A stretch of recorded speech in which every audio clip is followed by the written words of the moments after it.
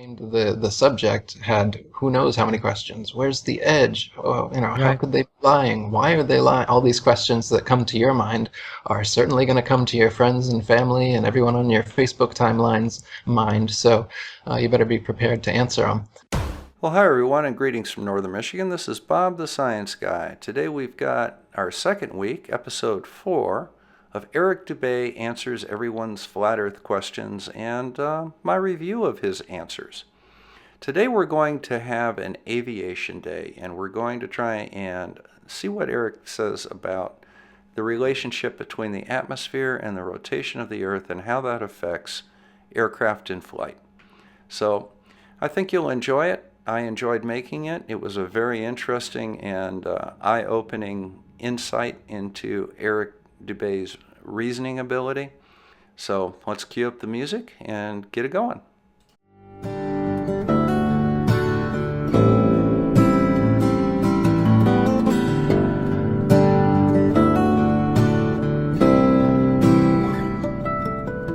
I mean, here's a good question. Why don't pilots catch on to this fact? If the Earth was truly a sphere, 25,000 miles in circumference, curvating 8 inches per mile squared, a pilot who wanted to simply maintain their altitude at a typical cruising speed of 500 miles per hour would have to constantly dip their nose downwards and descend 2,777 feet over half a mile every minute. Okay, well, I'm glad that this is the first question of week 2 on Eric Dubay. This is the difference between actually knowing what you're talking about versus reading an article in Wiki and trying to wing it without bothering to talk to anybody that knows what they're talking about.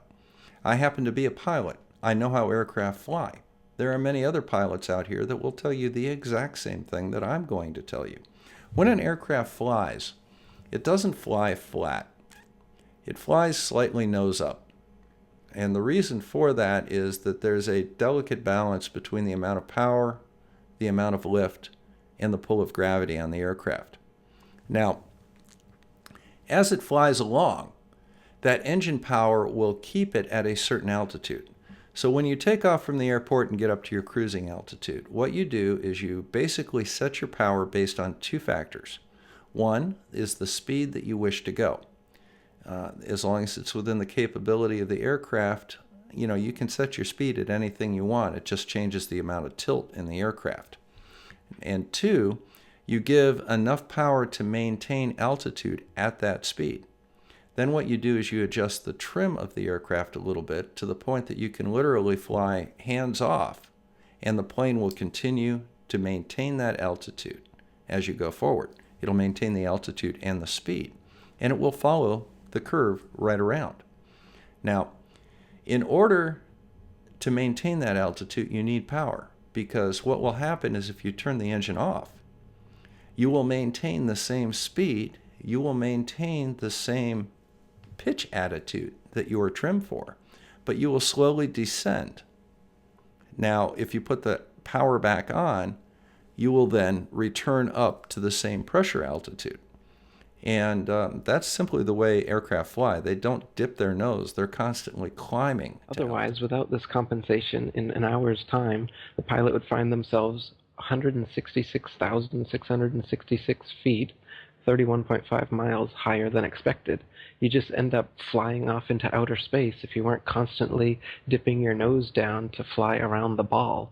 Now, this is another example of how Mr. Dubay just does not understand the physics involved. If you were to have a round object like this coffee cup here, let's get it like that.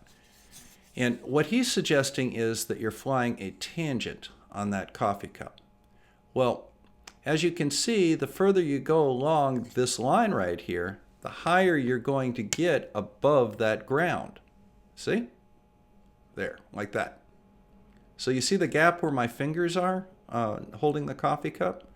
That's an increase in altitude that you would have to constantly be doing. So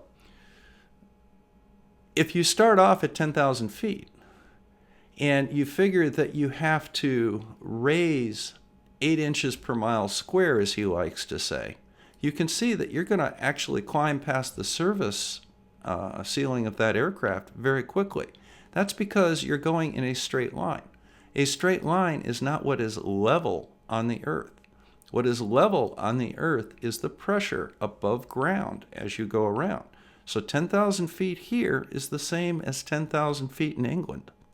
And I can fly between here and England and maintain 10,000 feet the entire time. And I will curve around because the surface of the earth is curved and the atmosphere is curved above it. And so, like I said, if at the typical cruising speed of most planes, you'd have to be descending a half a mile every single minute. And this never happens. I've talked to pilots. Once you get to your cruising altitude, the artificial horizon maintains level. It don't touch the controls, just keeps on going. And so, I mean, the reason pilots don't figure, I'm sure some pilots figure it out, and then who are they going to tell? But I mean, they're just like everyone else. Everyone else is so brainwashed that they don't think of it. And if they do, I've even heard some explanations. They claim that, they say the atmosphere. They say the Earth is spinning over 1,000 miles per hour, and that the atmosphere is also dragged along with it. So then, if some pilot says, "Hey, why don't I have to course correct downwards all the time?" Their explanation is that this atmosphere that's being magically dragged with the spinning ball Earth also magically course corrects planes so that they stay at exactly the same altitude because they're in that atmosphere, that magical atmosphere that helps you curve around the ball Earth, man. Seriously, Eric, there's really nothing magical about the atmosphere at all. The atmosphere is attached to the surface of the Earth. It goes right along with the surface of the Earth. Recall Newton's first and second and third laws of motion, especially the first law. Now, the distance above mean sea level is 10,000 feet. Here in Michigan, it's 10,000 feet in New York, it's 10,000 feet in Alaska, and it's 10,000 feet in Australia. The Earth curves around underneath those points, but the atmosphere curves right with it. Planes don't fly in straight lines vertically. They fly in curves. They fly based on pressure altitude, and that is determined by looking at the barometer and comparing that to what's outside, what's sea level barometric pressure. Barometric pressure goes down roughly 1 inch per 1,000 feet in most flights that up to about 15,000 feet or so. So if outside air pressure is 29.92 inches of mercury at sea level, if I'm at 10,000 feet, I can determine that by looking at the altimeter, which is just a barometer. And if you actually read the raw data out of that, it would indicate that the pressure outside was about 20 inches of mercury, maybe a little less. That's why pilots always set their altimeter when they take off from airports. They know the elevation of the runway. They set their altimeter to match that. And then the rest of it is just a simple math protocol. As you go up, the pressure goes down, and based on how much it goes down, you can tell how high you are. It's very simple to understand. Just look it up on Wiki if you have any further questions.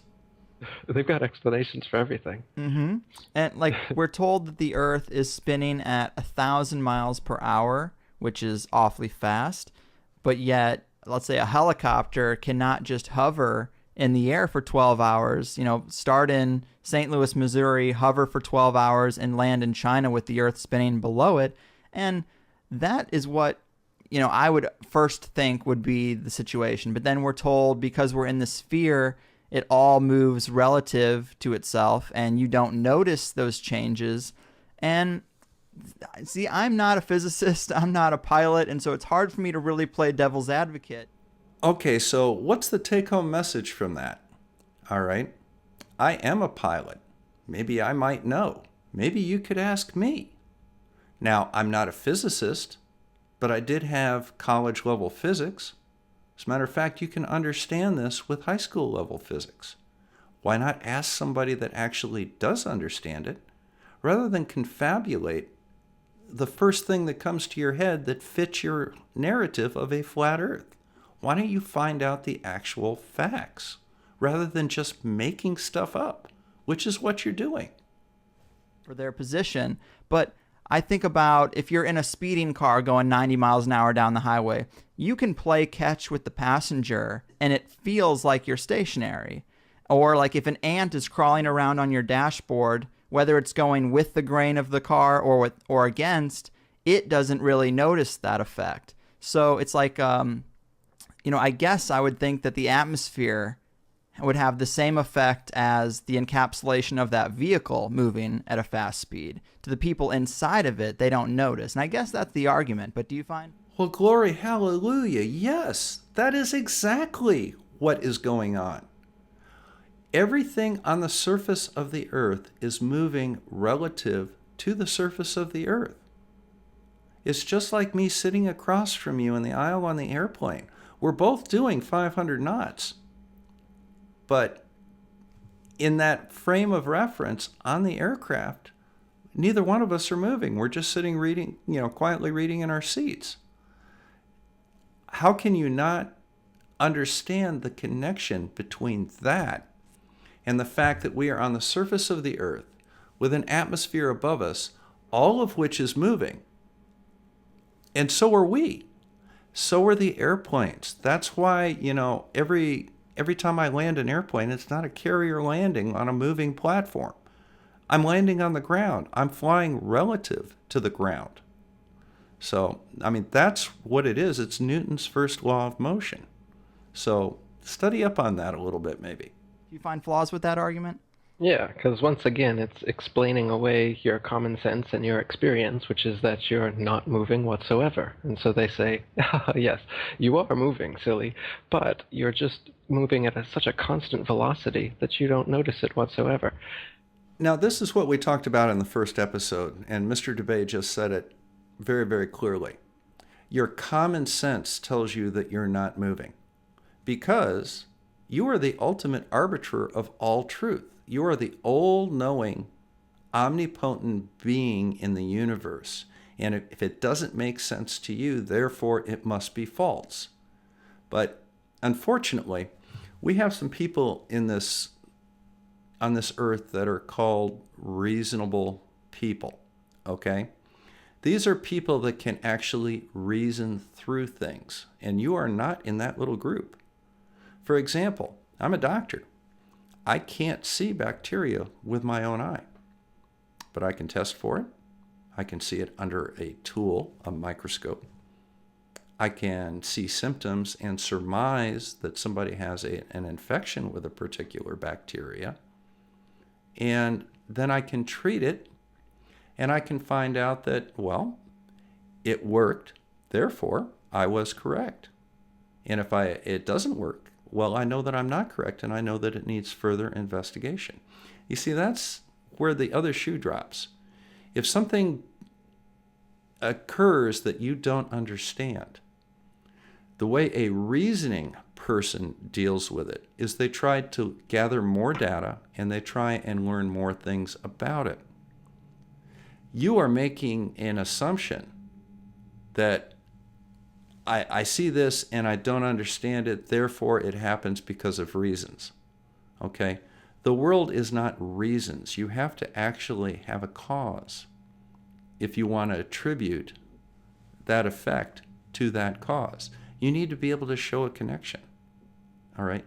You're dropping the ball here, Eric. That's the problem. Now, even if you're in the best Rolls Royce over the best tar, smoothly going, you close your eyes, I can still tell I'm moving, and that's not going 1,000 miles per hour. That's just going 50 or whatever we're talking about here. Even in an elevator, just an elevator going up, I can feel that. I have a really sensitive stomach, so I can tell, and I get sick if I'm doing some sort of motion that's anything on par with what the Earth is supposedly doing. And so isn't that weird that just because it's a perfect constant velocity that my stomach's able to handle that, but just a little bit of a elevator malfunction and then I'm ready to, So these things don't make any sense. They just want to explain away your common sense with these kind of arguments. No, Eric, we're not trying to explain away common sense. We're trying to enlighten you a little bit about how things actually work. You've already acknowledged that if you're in an airplane, you can play catch with people in the airplane because you're moving in relationship to the airplane. Why is it that you do not understand that unless you are undergoing an acceleration, you are not going to notice it at all? Not at all. All right? You can feel the plane taking off with your delicate stomach. You can feel the plane slowing down to land with your delicate stomach. Your delicate stomach doesn't do anything as you're at cruising velocity and altitude and going along without undergoing an acceleration. Now, if you hit an air pocket and you bounce up, you're undergoing an acceleration. Or if you suddenly drop, you're undergoing an acceleration. But when you're going along in level flight at a certain distance above the curved Earth, you're going to not feel anything because there is no acceleration. If your eye was blindfolded, you couldn't tell if you were sitting still or moving at 1,000 knots an hour. Well, 1,000 knots. It shouldn't be knots an hour. I got yelled at for that once. It's nautical miles per hour is a knot, by the way, just so you know the difference. But, your argument is disregarding the basic understanding that we have of motion and an understanding of motion that allows us to predict what will happen, okay? It's kind of like me understanding pneumonia is caused by certain bacteria, and those bacteria respond to this certain antibiotic. And if I suspect that you have pneumonia, it fits the pattern of pneumonia that I am well experienced with. I give you the antibiotic that treats those bacteria, and you get better. That's the difference between me shaking chicken bones over you or something. That's science, dude. And like you said, if you were in a helicopter, you should be able to just go up, wait for the ball earth to spin underneath you, and land at your destination. But of course, the atmosphere spins with the ball earth, so that doesn't happen. But we can prove that that's not the case either, because now we have airplanes which you can go easterly or westerly, and if the Earth and the atmosphere are spinning 1,000 miles per hour east all the time, as they say, then a westbound plane should be, well, an eastbound plane should never reach its destination. If it was going 500 miles per hour and the Earth is spinning and the atmosphere is spinning 1,000 miles, your destination should come up behind you before you ever reach it, right? Okay, Eric, I need to teach you a little bit of scientific reasoning, okay? You have what we call in science a paradigm, an understanding of how things work in the world. In your understanding of how things work in the world, the Earth is rotating and the atmosphere is not rotating. So the Earth is rotating underneath the atmosphere. That's the way you understand the globe Earth. Now, with that understanding, you should be able to make certain predictions. And you have done that in this video. You have expressed a lack of understanding of why, if this was the case, you couldn't raise up in a helicopter or a balloon and let the Earth rotate underneath you. You can't reconcile the fact that airplanes going north and south and east and west over the same distance average out to the same flight time and find their destinations. You don't reconcile why aircraft don't have difficulty landing on a runway that is moving at 1,000 miles an hour underneath them. Okay? Yet, air travel does demonstrate approximately the same time north and south, east and west, allowing for winds, just routine like westerly winds. Airports don't move underneath airplanes. We cannot ascend in a balloon in New York and land 3 hours later, exceeding the speed of sound in California. Now, a reasoning person in science would assume that their paradigm either is wrong or they're missing something in it.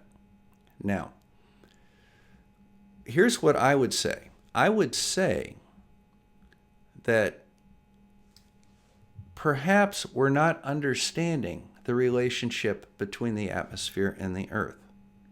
Okay? So, since airplanes do fly normal routes, like we all know, and they don't have all these problems with the Earth rotating underneath them, like you seem to believe, that would lead me to believe that either one, the Earth is not moving, which is a perfectly valid assumption, or two, my understanding of how the atmosphere interacts with the Earth is wrong. Now, could we test for this with an airplane? Well, that's what we've already done. Can we test for it with something else? Is there any other indication that the Earth is stationary or moving? Well, star trails, that would be one. Sunrise and sunset would be another. Laser ring gyros that demonstrate rotation of the Earth is another. Weight differentials with objects weighing less at the equator than at the poles suggests rotation. You know, there are a number of other things. Oh, and my favorite, a gyro compass, a mechanical gyro compass, requires two things to work. Requires gravity, and it requires rotation. And if you don't have both of those, gyro compasses do not work.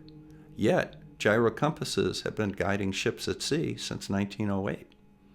So, looking at all that outside evidence, you should really reassess how you understand the relationship between an apparently rotating Earth and its atmosphere. Perhaps you may have something wrong here, and perhaps looking at airline flight times is not the best way to evaluate that. There are many, many other ways to evaluate it, and they all point to the same thing, and that is that the Earth is rotating. And then destinations going the opposite way are going to take far, far longer than they do. You can check flight times, and they're always within a half hour, a couple hours, no matter what direction you're going to or from. But if the Earth was actually spinning at the rate that they say it was, flight times would be totally different. It makes sense, but yet I've been taught from an early age not to trust myself because they've got it on lock, so I just assume that the physics all kind of works out. But I know there are people who go to school for physics. You know, they study it for years and years, and it's just odd that none of them ever catch on to it. That I guess that guys like Newton created this entire fake science around a fake model, and yet all the math checks out. That's a little hard for me to rectify. You know, the one thing about astrology that I really like, it's the concept that stars trillions of miles away independently move into positions to tell you that you're going to meet somebody with brown eyes today. Yes, there are a lot of people that actually do study physics. There are a lot of people that study aviation. There are centuries of scientific endeavor and advancements in our understanding of the natural world. And it all was done for the sole purpose of allowing Eric Dubay to find the ultimate truth. Well, guys, this is Bob the Science Guy. I think that's enough for today, so I'm going to sign out. I really just wanted to cover the aviation aspects, and we're already getting kind of long on this video, so there'll be a little bit more tomorrow. Thank you very much. And, remember to like and subscribe to my channel. That way you'll get some notifications when these videos come out. This rabbit hole's too deep for me. Feel my brain getting real sore.